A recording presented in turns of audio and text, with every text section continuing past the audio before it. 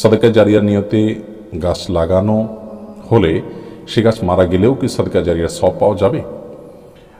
যদি কেউ কোনো বৃক্ষরোপণ করে সেটি একটি সাদকা জারিয়ামূলক কাজ, নেক কাজ। আল্লাহ রাব্বুল আলামিন এই গাছ রোপণ করার ফলে এর মাধ্যমে যত মানুষ এবং পশু পাখি উপকৃত হবে, রোপণকারীকে সাদকায়ে জারিয়া হিসাবে তার আমলনামাতে সওয়াব প্রেরণ করতে থাকবেন, যুক্ত করতে থাকবেন। এটি বিভিন্ন হাদিস দ্বারা প্রমাণিত। কিন্তু আপনি কোনো বৃক্ষ রোপণ করলেন, সেটি অঙ্কুরেই বা কিছু দূর যাওয়ার পরে সেটি শেষ হয়ে গেল, সেটি ফল ফসল থেকে মানুষ উপকৃত বা পশু পাখি উপকৃত হওয়ার সুযোগ আর থাকলো না, এরকম যদি হয় তাহলে সেক্ষেত্রে এটি সাদকা হবে, কিন্তু সাদকায়ে জারিয়া হবে না।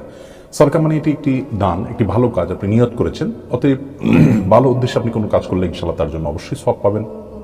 বৃক্ষরোপণ করা একটা মৌলিকভাবে সওয়াবের কাজ, সেই সওয়াব আপনি পাবেন। কিন্তু যেহেতু এই বৃক্ষটি কন্টিনিউ করেনি, অতএব আপনার সওয়াবটাও এক্ষেত্রে জারিয়া বা স্থায়ী হচ্ছে না।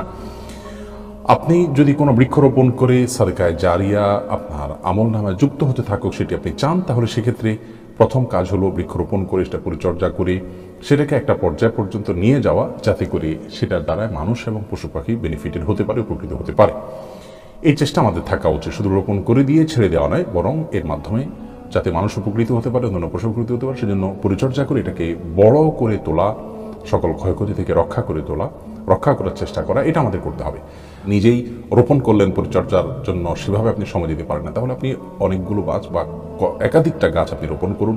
আল্লাহ না করুন কোনো কারণে কোনো গাছ যদি মারাও যায় বা নষ্ট হয়ে যায় ছোট থাকতে, তাহলে সেক্ষেত্রে কয়েকটা গাছ রোপণ করলে যে কোনো একটা টিকলে ইনশাআল্লাহ সেটি আপনার সাদকায়ে জারিয়ার সওয়াব এনে দিবে। তবে আপনি যে চেষ্টা করেছেন এর কারণে ইনশাআল্লাহ অবশ্যই আপনি সওয়াব পাবেন।